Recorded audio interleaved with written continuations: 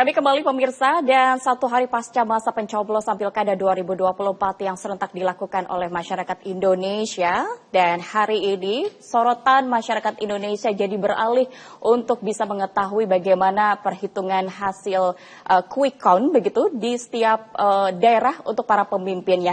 Dan tentunya pemirsa, saat ini di studio Jawa Post TV kami telah mengundang salah satu paslon dari Kabupaten Sidoarjo yang baru-baru saja hasil hitung cepatnya dirilis dan menunjukkan perkembangan yang sangat menarik dan juga memimpin sementara perolehan suara yang cukup signifikan. Dan langsung saja kami akan menyapa di sini. Selamat siang kepada Pak Subandi dan juga Ibu Mimi. Selamat siang, Mbak. Bagaimana kabarnya siang hari ini? Baik. Pastinya baik dan juga bahagia, begitu ya.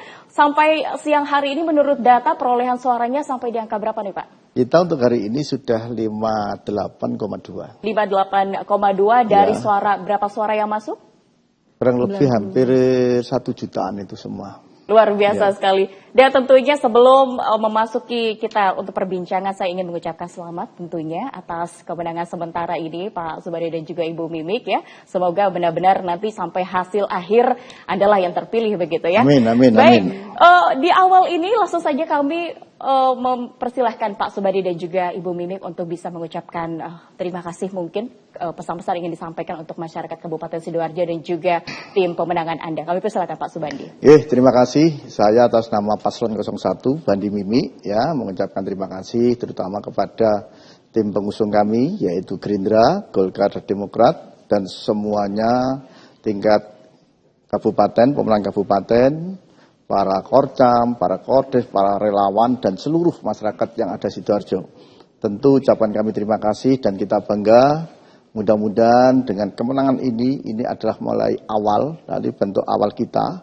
Mudah-mudahan tidak hanya dari sini saja. Tentu kita mengharapkan semuanya ikut peran serta. Mengawal dan menyukseskan selama 5 tahun. Terus yang kedua juga ucapkan terima kasih terutama kepada paslon nomor 2. Namanya kompetisi pasti ada kalah menang, itu sudah terbiasa.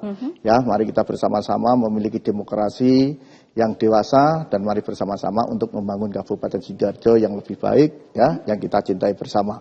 Dan terima kasih juga warga Sidoarjo yang telah berikan support, dukungan terutama kepada baik Bandi Mimi ya.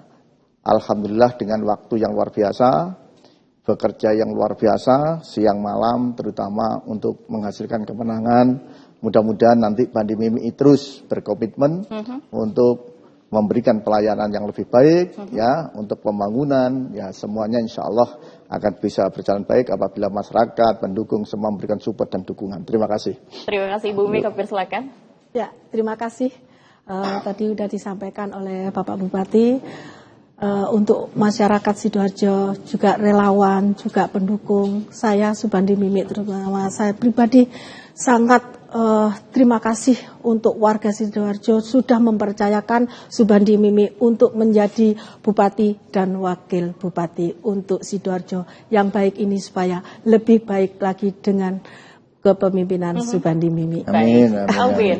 Baik, sudah ada kegiatan apa nih Pak Subandi dan juga Ibu Mimi dalam tentunya juga menyambut ini hasil quick count sementara Anda berdua unggul? Apakah ada mungkin acara khusus bersama dengan para tim pemenangan? Terima kasih ya, tentu kita tidak boleh berauria ya, tentu kita adalah saling menghormati, biarkan nanti ini karena ini masih belum diputuskan oleh KPU ya, tentu kita mengajak seluruh tim ya, dari tim pemenangan maupun dari semua partai ya untuk berdiskusi ya. Alhamdulillah terutama dengan jerih payahnya beliaunya semua ini terus kita berkomunikasi, mudah-mudahan nanti dengan kemenangan ini kita tidak hanya melihat kemenangan saja, gimana nanti program ke depan, visi dan misi 14 program ini bisa kita realisasikan ya, sambil menunggu dari KPU, hasil KPU, nah kita pikirkan ke depan untuk Kabupaten Sidoarjo.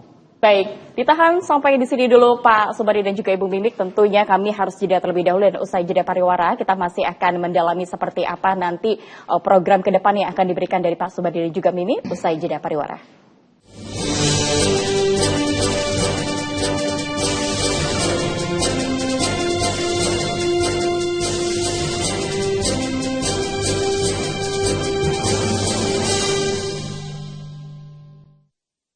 Dialog Update Siang kembali lagi hadir di hadapan Anda pemirsa, masih bersama dengan paslon nomor urut 01 dari Kabupaten Sidoarjo, Bapak Subari dan juga Mimik. Yang ingin saya tanyakan Pak Subari dan juga Ibu Mimi, Sidoarjo ini merasa menjadi rumah bagi mereka seluruh lapisan masyarakat warga Kabupaten Sidoarjo begitu. Lantas seperti apa cara Anda untuk bisa menyaring aspirasi dari mereka? Apakah mungkin juga selama ini di tengah kesibukan Anda turun langsung ke mereka untuk mendengarkan itu, Pak Subandi? Terima kasih. Bahwa kita ini selama jadi wakil bupati maupun PLT bupati, gimana membangun aspirasi ini langsung kepada masyarakat. Kita sidak tetap kita jalankan. Dalam arti kita tidak melihat aja dengan anggaran APBD yang sudah kita realisasikan antara DPR dengan eksekutif, ini tidak boleh. Kita hanya tahu secara fisik saja. Kita harus turun di lapangan. Persoalannya apa? Nah, alhamdulillah selama ini kita jalankan ini persoalan di masyarakat, langsung kita bisa mendengarkan aspirasi masyarakat yang ada di Kabupaten Sidoarjo. Ada banjir kita turun, ada puting beliung kita turun, jadi kita langsung tahu. Nah, alhamdulillah dengan kita ada sidak dan lain, ini menyelesaikan persoalan lebih mudah. Nah, harapan kita seperti itu, tadi ini terus Bani Mimi mulai komitmen dengan kinerja yang sudah kita lakukan, skema belusuan ini tetap kita jalankan. Tapi alhamdulillah Bu Mimi ini juga luar biasa. Dia yang suka UMKM, turun di lapangan. Nah, ini punya gaya hampir sama. Suka belusukan Ibu Yang Mimi. terus menyapa masyarakat, biarkan nanti kita terus dekat dengan masyarakat, keluhan masyarakat apapun, kita sebagai pimpinan daerah, langsung kita bisa menyerap aspirasinya. Baik, dari kegemarannya Ibu Mimi yang juga suka turun langsung ke lapisan masyarakat begitu Bu. Ada dua sektor yang menjadi penting pastinya untuk bagi seluruh masyarakat Indonesia, bahwa sektor kesehatan dan juga pendidikan itu menjadi hak dasar yang harus dimiliki. Lalu bagaimana program Anda ke depannya nanti untuk bisa menjawab tantangan itu? Ya, untuk pendidikan kita terutama untuk masyarakat Sidoarjo ya. Untuk pendidikan kita utamakan dulu ke siswanya dan ke wali muridnya. Apa sih kebutuhan? Ternyata selama ini yang dikeluh kesahkan oleh masyarakat Sidoarjo atau wali murid ya, apa itu namanya, dana beasiswa dan kebutuhan di awal anak-anak untuk memasukkan sekolah itu sangat tinggi sekali. Ini yang menjadi permasalahan yang selama ini kita yang ada di setiap aspirasi masyarakat Sidoarjo. Mau menyekolahkan anak, kita disibukkan oleh program yang zonasi, ya kan? Terus seragam, terus biaya buku sekolah yang sangat tinggi. Nah, ini harus kita kerjasama dengan dinas pendidikan bersama dengan wali murid tersendiri. Jadi seperti itu. Karena setiap saya turun ke masyarakat, tidak lain hanya itu aja sih. Sebenarnya kita bisa menggratiskan anak-anak sekolah yang ada di Sidoarjo. Karena apa? APBD kita itu sangat tinggi. Baik. Untuk menggratiskan siswa atau pendidikan itu sangat mungkin sekali gitu. Tidak ada lagi nanti harus beli seragam yang sangat tinggi, terus beli biaya buku juga sangat tinggi, terus biaya-biaya lain banyak sekali di situ, gitu loh. Ini yang saya rasakan, karena banyak sekali ibu-ibu, terutama ibu-ibu mau sekolah, mana adiknya ini butuh seragam, buku, seharusnya buku dari kakak bisa diturunkan ke adiknya, tapi saat ini enggak, buku harus baru. Semuanya harus baru. Seragam tidak bisa diturunkan karena model. Nah, sekarang kalau modelnya kakaknya kemarin umpama Wiron 2, nanti diturunkan ke adiknya harus Wiro 1. Paham ya? Wiro 2 atau Wiro 1. Ini udah problem untuk orang tua gitu loh. Maksudnya orang tua itu nanti kalau seragamnya kakaknya bisa diturunkan ke adiknya, ini kan sudah lumayan, tidak ada pembelian untuk seragam baru lagi. Tapi di sini kan karena ada program dari sekolahan terkait, ini harus wajib beli seragam. Dan beli seragam itu sangat memberatkan bagi orang tua. Baik, jadi bisa dikatakan nanti Anda keduanya ini pasti akan mensederhanakan untuk sistem atau regulasi pendidikan ya? Betul. Lalu dari sektor kesehatan sendiri, Bu Mimi? Kesehatan ini sangat penting karena kita Subandi Mimi sudah ada program BPJS gratis hanya untuk menunjukkan KTP itu aja, warga Sidoarjo sudah gratis untuk berobat. UASI kita sudah hampir 79%, Mbak. Target kita adalah UASI utama, 95%. Nah, tentu tadi sampaikan sama Bu Wabub, kalau kita butuh berKTP ya harus 95% kita harus kita jalan. Betul. Makanya kita harus kita pangkas. Administrasi yang kira-kira ini terlalu banyak administrasi harus kita pangkas. Biar target kita Bandi Mimi ini mampu menyelesaikan persoalan BPJS UASI 95 warga Sidoarjo cukup berKTP. Nah harapan kita seperti itu. Jadi kita ingin memudahkan. Ya memudahkan warga Sidoarjo berobat, jaminan kesehatan semuanya. Ini insya Allah sudah terwadahi. Tapi alhamdulillah Bandi Mimi juga sudah menyiapkan. Mulai dari guru PAUD, guru TK, ya, mulai dari petani, nelayan, ini sudah kita siapkan BPJS Ketenagakerjaan. Nah, dengan BPJS Ketenagakerjaan, barangkali nanti ada musibah, ada apa-apa, pemerintah sudah hadir. Pemerintah sudah memberikan suatu penghargaan, kalau dia meninggal minimal 42 juta. Kalau dia punya anak masih sekolah, 178. Nah inilah Bandi Mimi hadir untuk menyelesaikan persoalan yang ada di kesehatan di Kabupaten Sidoarjo. Selain isu pendidikan dan juga kesehatan, isu lainnya di Indonesia yang masih belum terurai dan tertuntaskan adalah isu lapangan pekerjaan. Apalagi mungkin kita melihat di daerah ini banyak juga mungkin yang pada akhirnya mereka harus meninggalkan daerah tersebut untuk ke kota. Lalu bagaimana kiranya nih Pak Subandi dan juga Ibu Mimi untuk nanti program apa kiranya, rencana apa yang efektif untuk bisa menciptakan lapangan kerja terlebih kepada generasi muda? Jadi gini, kita Bandi Mimi di visi kita 14 program, ini kita sudah menyiapkan 100.000 tenaga kerja baru. Untuk penyiapan itu yang pertama, Sidoarjo ini adalah perusahaan paling banyak se-Jawa Timur. Kita punya 700 perusahaan. 700 perusahaan? Ya, 7.000 perusahaan. Oh maaf, 7.000 ya, perusahaan. 7.000 perusahaan. Nah minimal Bandi Mimi akan mengeluarkan perbuk. Gimana memadai masyarakat Sidoarjo, bukan jadi penonton saja. Banyak perusahaan, warga Sidoarjo kita jadi penonton. Nah ini tidak boleh. Nah harapan kita nanti ada copy morning, berdekatan dengan pihak perusahaan, ya perizinan kita kasih mudah, semuanya akan kita layani dengan kemudahan. Biarkan nanti perusahaan juga gitu. Kita bikinkan perbuk 60% untuk masyarakat Sidoarjo, biar masyarakat Sidoarjo bisa bekerja untuk di Kabupaten Sidoarjo. Bukan hanya orang warga Sidoarjo saja.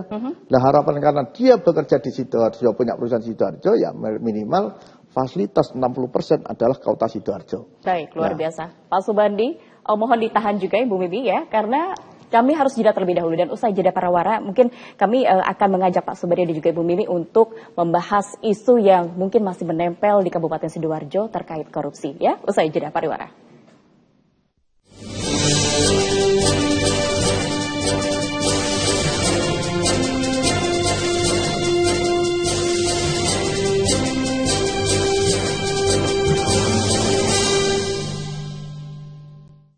Dialog update siang Japos TV masih akan kami hadirkan tentunya pemirsa, dan tentunya juga isu selanjutnya yang akan dibahas bersama dengan paslon dari Kabupaten Sidoarjo Pak Subandi Mimi, yakni banyak masyarakat yang menginginkan pastinya keterbukaan dan juga transparansi. Kami langsung persilahkan ke Pak Subandi, bagaimana dengan isu yang mungkin masih menempel di Kabupaten Sidoarjo? Terima kasih. Kita Bandi Mimi memiliki komitmen yang begitu besar. Harapan yang begitu besar, di mana 3 kali pimpinan daerah ini kena persoalan APH atau KPK. Ini kita harus berhenti. Dan kepala desa, pimpinan daerah harus berani mengambil suatu kebijakan yang selama ini kita jalankan. Insya Allah Bandi Mimi sudah menyiapkan, termasuk ASN, banyak kadang pejabat pimpinan daerah gara-gara jual beli jabatan. Sidoarjo saya yakin sudah tidak ada kemungkinan lagi, karena kita sudah siapkan namanya Smart City ASN. Smart City ASN. Nah, ini akan kita lakukan. Yang kedua, kita tidak boleh secara kebijakan ini nubruk aturan. Karena selama ini yang sudah berjalan ya sudah kita lakukan dengan baik, pengawasan dengan baik, ya pelaporan tanggung jawaban dengan baik. Insya Allah saya yakin. Selama pimpinan daerah berani, ya untuk melakukan itu, sudah tidak ada lagi ada pimpinan daerah yang kena KPK. Karena selama ini kadang kepala daerah ada persoalan, dia lentur. Saya tidak mau seperti itu. Karena saya dengan Bu Mimi ini sudah selesai. Saya sebagai pengusaha sudah selesai, Bu Mimi juga sudah selesai. Nah tinggal arahnya kemana? Kita jadi pimpinan daerah, bupati, beliaunya jadi wakil bupati. Arahnya mau kemana? kita dan Bu Mimi tugas kita adalah kepingin membangun Sidoarjo yang lebih baik, bersih, transparan, dan perkembangan pembangunan yang lebih pesat. Ini harapan kita. Baik. Ya. Dengan studi kajian Anda dengan beberapa kepemimpinan yang lalu, Ya. begitu ya, yang masih menempel di Kabupaten Sidoarjo, pemimpin yang dikatakan melakukan korupsi, begitu Bapak. Itu hal terberat apa sebenarnya, kelemahan apa yang ada di sana, hingga mudah sekali untuk bisa melakukan aksi korupsi? Jadi gini ya, kita sebagai pimpinan daerah, harusnya kita bisa bersyukur. Jangan kita melihat dengan kita sebagai pimpinan daerah, namanya politik kita itu kosnya tinggi. Cuma tergantung niat kita ibadah atau niat kita memperkaya diri. Ya. Kan itu. Kalau niat kita ibadah, saya yakin mau melakukan yang sifatnya ini tidak sesuai dengan norma-norma hukum, atau yang sifatnya ini adalah gratifikasi, mesti di benak kita, tidak boleh loh ya. Gini ya. Nah ini mesti terkontrol. Cuma kalau kita hanya sebagai pimpinan daerah berangkatnya nafsu kemudian menyelesaikan memperkaya diri, ya jadinya ya seperti itu. Nah, karena pimpinan daerah buat contoh. Contoh ASN, contoh UPD, dan ke bawah. Yang termasuk pemangku kebijakan. Nah kalau pimpinan daerah berani untuk menyelesaikan persoalan termasuk korupsi di Sidoarjo, jihad korupsi, saya yakin semua akan selesai. Korupsi tidak bisa berhenti, Mbak. Cuma kita harus kita cegah. Mulai zaman dulu tidak ada namanya korupsi, itu tidak ada. Niatan. Cuma kita harus kita cegah semaksimal mungkin. Karena gimana Sidoarjo 3 kali pimpinan daerah harus berhenti Bani Mimi. Ini kita pertegas dan sudah kita sampaikan dengan Bu Wakil Bupati. Tugas kita adalah bahasa wong Jawa itu dandan-dandan. Benah-benah. Ya, benah-benah. Ya mudah-mudahan dengan doa masyarakat Sidoarjo ini mampu kita laksanakan. Baik, ini menjadi sorotan sekali Pak dari masyarakat Kabupaten Sidoarjo ya, karena kita memang kalau dari hasil quick count Anda berdua mengungguli begitu ya, maka besar harapan pastinya Kabupaten Sidoarjo ini dari birokrasi mungkin menjadi bersih begitu ya, transparansi juga keterbukaan itu harus diperlihatkan di masyarakat. Mungkin dari Ibu Mimi sendiri seperti apa kira-kira mungkin sosialisasinya kepada masyarakat juga, apakah mungkin masyarakat juga diajak apabila ada aksi-aksi KKN seperti itu bisa dilaporkan secara langsung? Betul. Makanya sekarang dunia digital itu sangat bermanfaat. Baik. Kita sering sekali live di TikTok, ya. Antusias masyarakat bisa menyampaikan di situ. Dan ada sistem pengawasan kita yang lemah di mana-mana, mereka akan selalu sampaikan. Gitu. Makanya Subandi Mimi, kita gimana caranya mengoptimalkan anggaran APBD yang ada di Sidoarjo ini untuk kesejahteraan warga Sidoarjo dan pembangunan Sidoarjo. Jangan ada lagi kebocoran-kebocoran yang akan mengakibatkan pimpinan kencemplung maneh. Ojo sampai wis wayahe Sidoarjo resik-resik dari hal-hal yang tidak kita inginkan. Baik. Jadi seperti itu. Ibu Mimi menarik tadi menyinggung soal digitalisasi begitu. Betul. Ya. Mungkin kita harus jeda dulu memang pastinya nanti kita lebih dalam lagi untuk ngobrol-ngobrol soal apakah nanti Kabupaten Sidoarjo ini bisa menjadi smart city dan seperti apa program yang akan dicanangkan. Tetaplah bersama kami pemirsa, kami akan kembali usai jeda pariwara.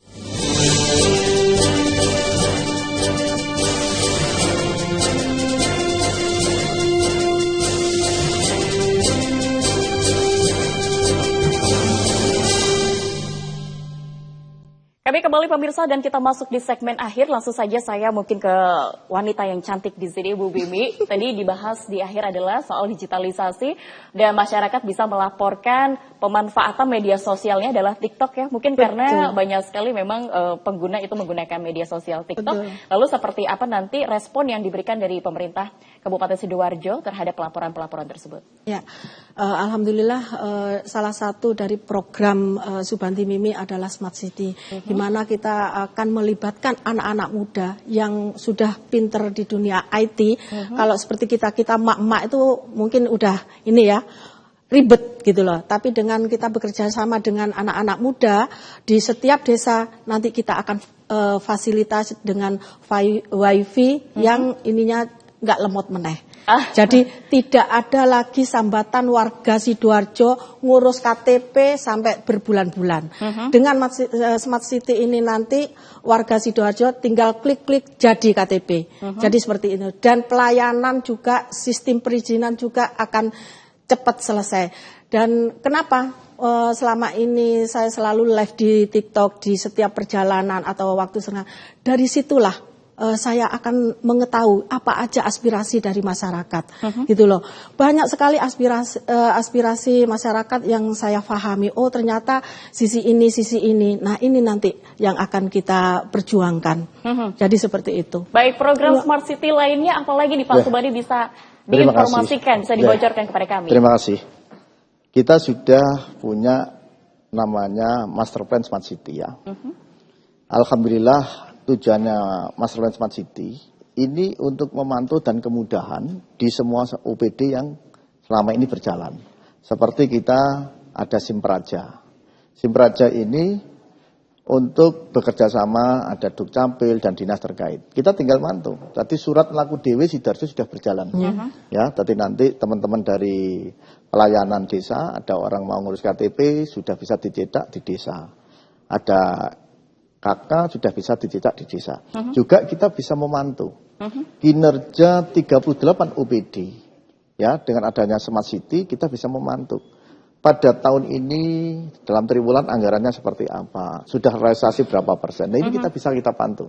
Dengan Master Smart City ini memudahkan pimpinan daerah untuk memantau dan kinerja. Baik. Ya, nah mudah-mudahan dengan adanya Smart City yang kita lakukan, Bandi Mimi terus kita dampingi, kita upayakan, biarkan nanti Sidoarjo ini sebagai single project yang ada di Jawa Timur. Baik.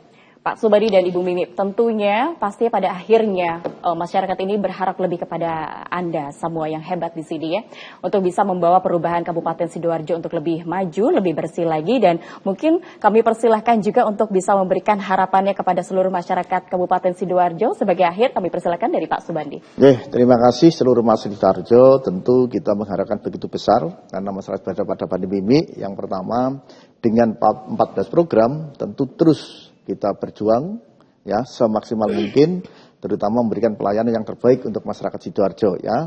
Persoalan banjir ya, persoalan pembangunan, persoalan pengangguran, kesehatan dan pendidikan ini bisa selesai apabila memiliki komitmen yang begitu besar antara bupati dan wakil bupati, punya kerjasama yang baik, DPR memberikan support dan dukungan kepada eksekutif ya, insya Allah apapun yang akan kita lakukan 14 program ini bisa berhasil dan tidak tergantung antara bupati dan wakil bupati untuk kerja keras, terutama memberikan pelayanan yang terbaik untuk Kabupaten Sidoarjo. Baik, terima kasih dari Ibu Mimi, kami persilakan. Ya, untuk warga Sidoarjo, ayo bareng-bareng mae noto kota Sidoarjo ini supaya lebih baik lagi bersama Subandi Mimi.